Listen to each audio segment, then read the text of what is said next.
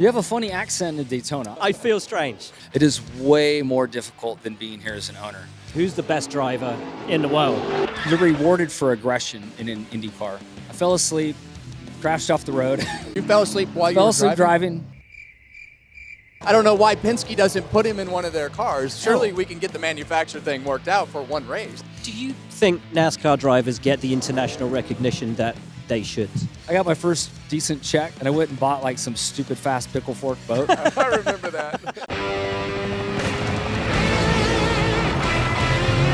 Hello and welcome to Speed with Harvick and Buxton. Let's talk racing.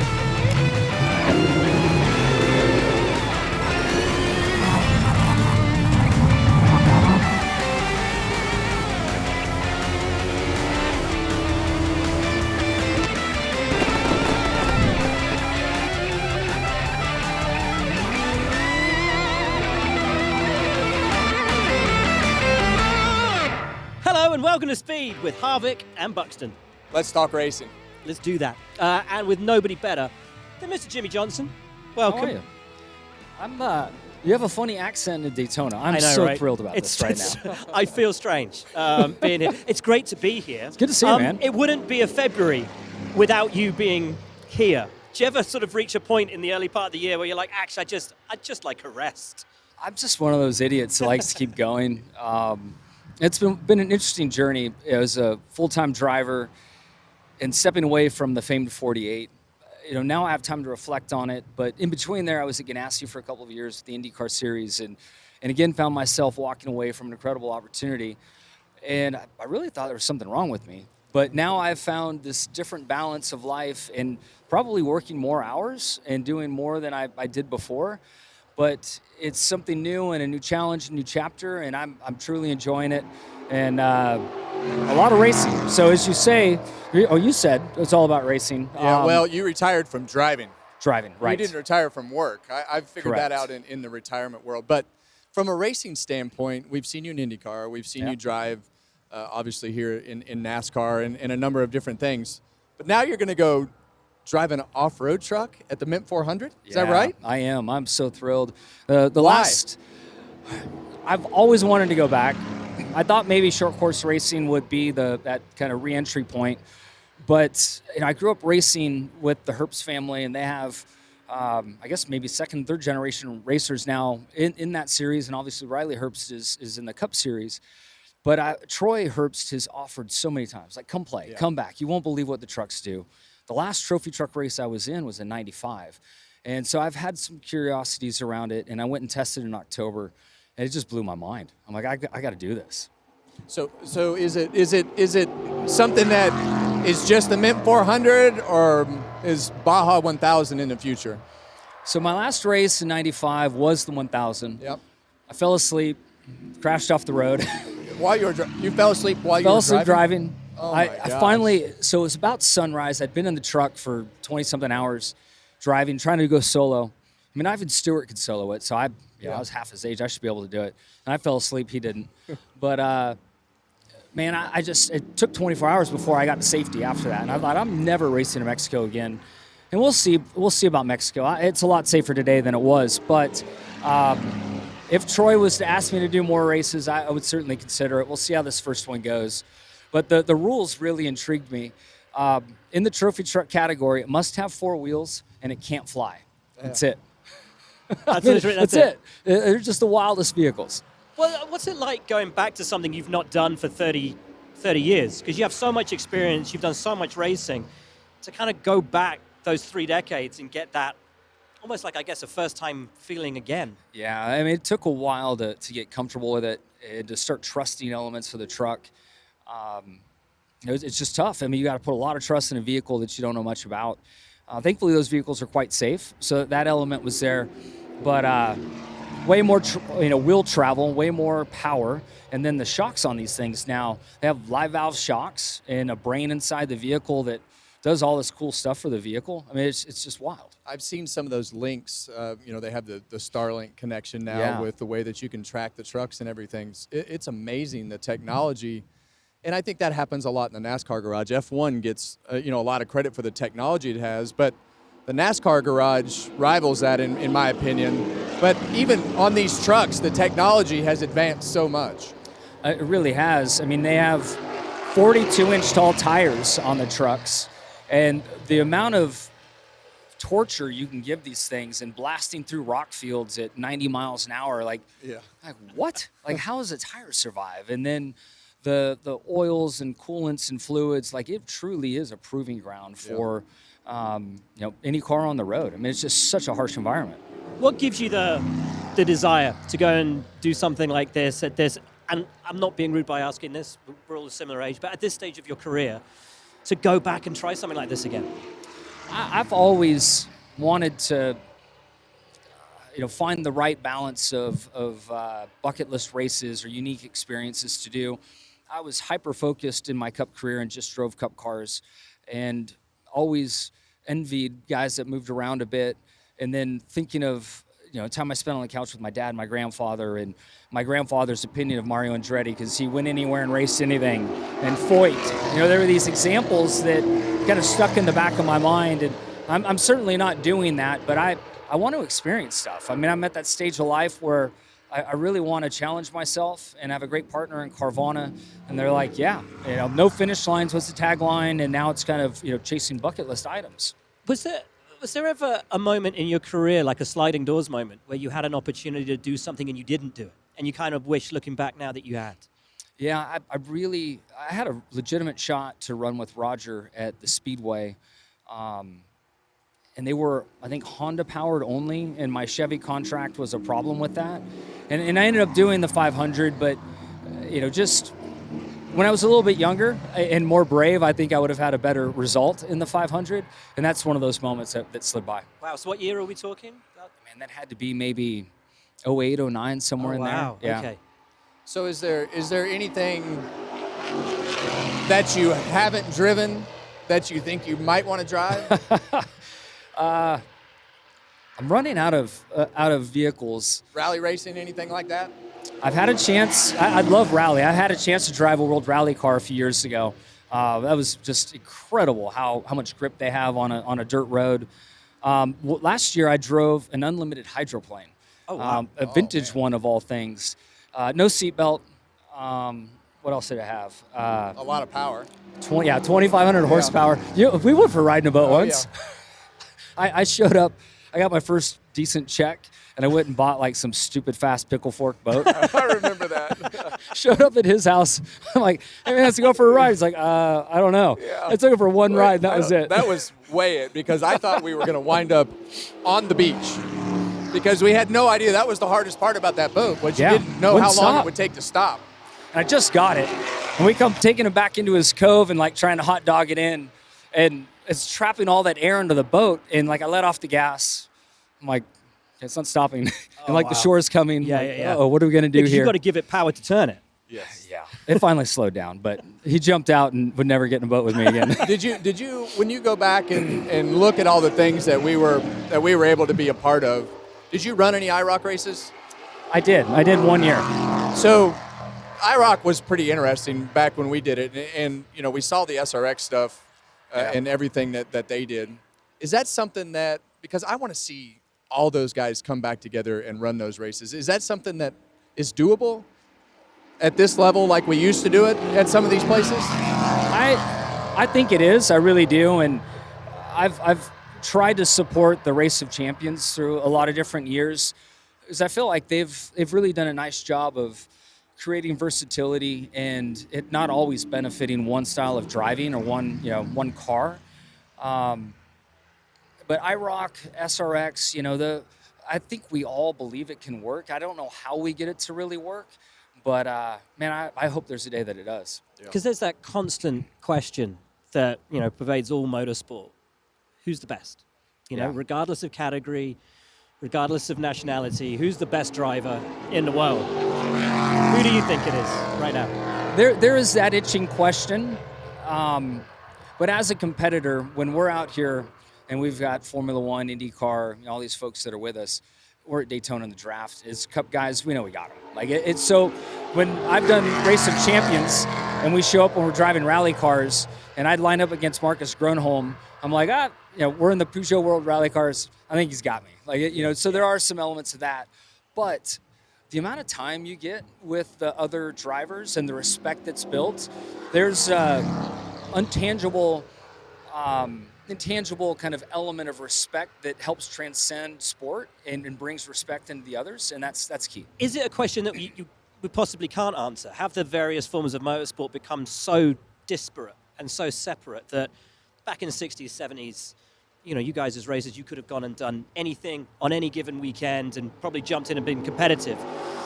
But now the difference between NASCAR, INDYCAR, Formula One, Formula E, IMSA, WEC, whatever it is, are the gaps so big that you have to be a specialist now? To really be good, you need to be in your peak window of driving, and I think you need to be a specialist. I went to IndyCar for a couple of years, and I was able to run 12th on a street circuit and run in the top 5 on an oval. But from there forward, it takes years to move forward. We looked at, if we remember Juan, when he came over to NASCAR, it takes time. So I think you need 4 or 5 years to really invest in that series to see where you land. But one that stands out to me that I don't think gets a ton of respect is McLaughlin and what he's done from V8 supercar to go to IndyCar and have the success. I want to see that battle with SVG on a road course. I know, right? Man. Those It'd be supercar incredible. races that they were in together. I mean, some epic battles. And I don't know why Penske doesn't put him in one of their cars. Surely we can get the manufacturer thing worked out for one race. For one race, without a doubt. So you're a team owner. You got 3 cars here. If you got to pick one guy that you'd like to see come give it a shot on a road course or wherever around the world, who would you pick to put in your third car to give it a try? Be Dixon and McLaughlin. Really? Yeah, just the personal relationship with both really resonates with me. I'm sure there are other names to go to first from like a star power standpoint, Yeah. but watching Scott Dixon in a historic car and some really fast historic cars and his feel and his comfort of sliding a car around, I think would work well. You work closely with Scott, obviously. Yeah. He's just been inducted, or will be inducted into the Hall of Fame for IndyCar. And a lot of people have sort of said it's kind of wild that he's being inducted while he's still racing, because that's very rare. What is it about Sir Scott Dixon, we should say? I know, now. I was going to say, we can't forget that he's a Sir now. Sir Scott Dixon. What is it about him, though, that makes him so stand out, so special, that you've seen from an angle that none of us will ever truly be able to understand, from that really being inside the team and seeing how he operates? He still has that 20-year-old fire to do it. And when I look back, and I didn't want to admit it at the time, I didn't have the passion for every sim session, every test session, all that stuff that you have to stay passionate about. Scott still somehow has it in his late 40s. When you look at the 2 cars, since we're talking IndyCar, NASCAR, when you look at the 2 cars, you went from the stock car side to the IndyCar side, and it seems like the IndyCar guys struggle a little more when they go from the IndyCar side to the stock car side. What is that difference between the 2 cars that you struggled with the most going to IndyCar to learn? You're rewarded for aggression in an IndyCar. Yeah. The more airspeed you have over the car, the more downforce it has, the more grip you have. I got to a point where I'd stick it in the fence. I'd come in, and Dario was my coach, and he'd compare my center corner speed and why I made a mistake. He's like, "Oh, well, you crashed because you're going too slow." Yeah. I'm like, what? He's like, "Yeah, if you went 5 miles an hour faster, you would have had 200 more counts of downforce. You would have been fine." I'm like, "Okay, so hold on. We're putting the right side on the car, and you're telling me if I went faster, it would have stuck." So that you get to a point where it does work against you. But I think for the IndyCar guys coming this way, when they're like, "All right, I'm going to go hustle the vehicle," they're so far over the sweet spot of what a Cup car can handle that they're kind of in no man's land, and it's easier for a NASCAR guy to challenge himself into that. Do you think NASCAR drivers get the international recognition that they should? My 'Cause I belief don't. in that is moving in a positive direction with all the travels I've done. I went to the Spa 6-hour race last year, turned up on Thursday or whatever, and they're putting stuff together. Cars aren't even on track. couple fans saw me. I come back Friday, and there were hundreds of fans with 48 gear. I'm like, how in the hell? Like, where did this come from? So I do believe there is.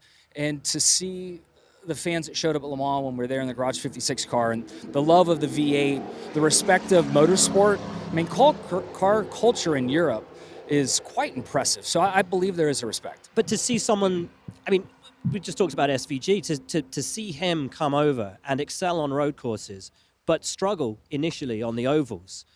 I think there's a perception outside of NASCAR that ovals should be easy, right? You keep your foot planted, you turn it left. What's so difficult about that? A lot, right? Yeah. A lot.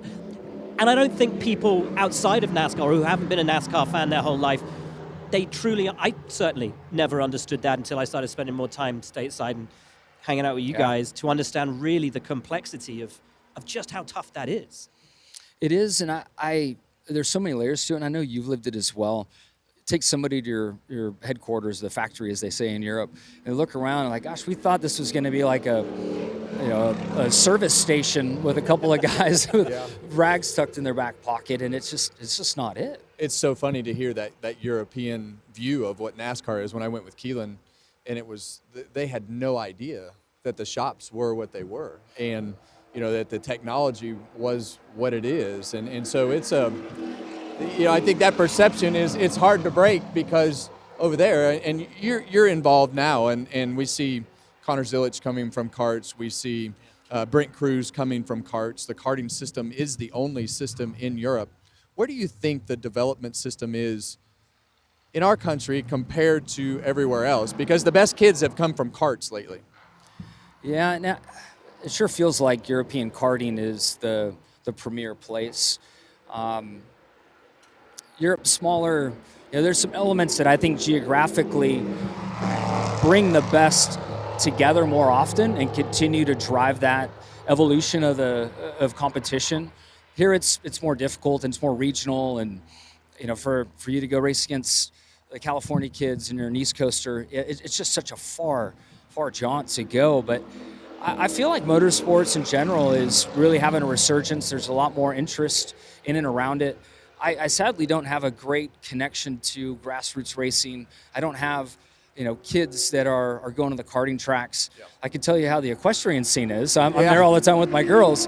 But, to see this young talent pool continuing to come along with Cruz and Connor, I feel like it's in a decent spot. Yeah. Talk to me about this season for NASCAR. Obviously, big headline over the winter. Chase coming back. That whole sort of shift in how you have to approach a season now. Do you think that's a positive for the championship? It depends on the format you believe in, and for me, I won 6 in that format, so I'm kind of... You're a little biased. I'm a little biased. But I think, again, with my legacy hat on, if we look at the points we accumulated last year, we would have been really close to making the chase. So it depends on which seat on the bus you have. I personally feel like we have such a diverse set of tracks that we race on, and our sport really does reward consistency.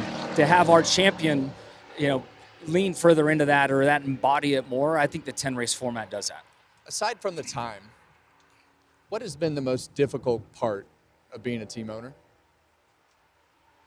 How slow things move. Yeah.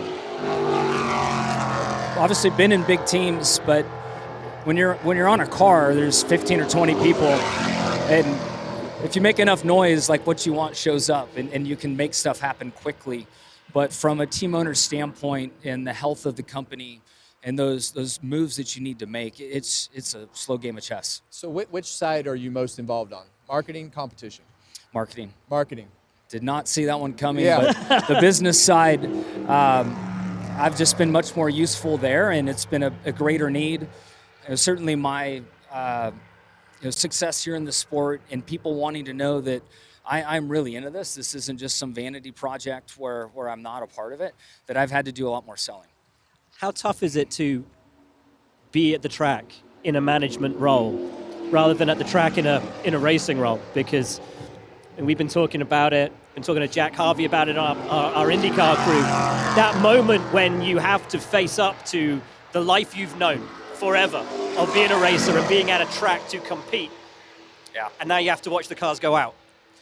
The interesting thing here is when I've moonlighted a little bit in your world and holding a microphone, it is way more difficult than being here as an owner. As an owner, It's not that hard. No, I'm competing. So that thing of watching cars race and that racer in you, like I'm competing. When I come here without a competitive purpose, like, why am I here? Like, it's just so tough in that moment. The good news is we win every weekend no matter That's what right. happens, so it's fine. I need to change my perspective because that's a great perspective No to have. pressure over here.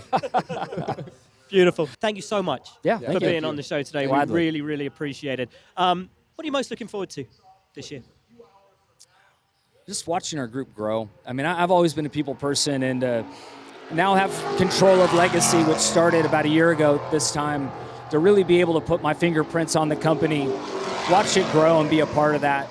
It's been really rewarding so far, and I can't wait to see where the team goes in 26. Thank you so much. Thanks, guys. Good luck. Anytime.